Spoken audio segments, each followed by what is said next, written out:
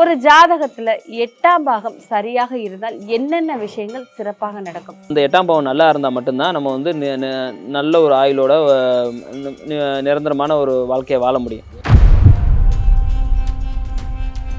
அந்த 8ஆம் இடத்துல வந்து 100% ஒரு 20% நல்லது இருக்கும், ஒரு 80% கெட்ட பலன் தான். பெரிய அசிங்கம், அவமானம், திடீர்னு இப்போ சப்போஸ் ஒரு அந்த பொருளாதார நெருக்கடியில் இருக்கும்போது வண்டியில் போகிற ஒரு விபத்து, அசிங்கம், அவமானம், ஏன்டா வாழ்க்கை, திடீர்னு ஒரு மனிதன் போய் தூக்கு போட்டு சாகுறது, மருந்து குடிக்கிறது, இது எல்லாமே பார்த்தீங்கன்னா 8ஆம் தான்.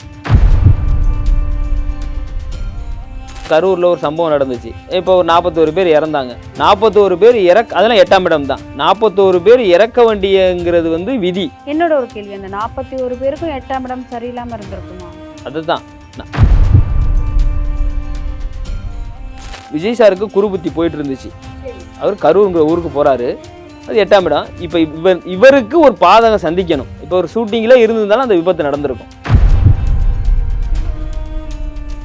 இப்போ எடப்பாடி ஐயா ஆட்சிக்கு வந்தார், அவர் விபரீத ராஜயோகம். ஜெயலலிதா அம்மா இறக்குறாங்க, ஒரு பெரிய கலவரத்துக்கு அப்புறம் ஒரு விஷயம் நடக்கும். அதுதான் 8ஆம் இடம். அவர் 8ஆம் விபரீத ராஜயோகத்தில் வந்ததுனால தான் இன்ன வரைக்கும் யாரையும் உள்ள விட மாட்டாரு.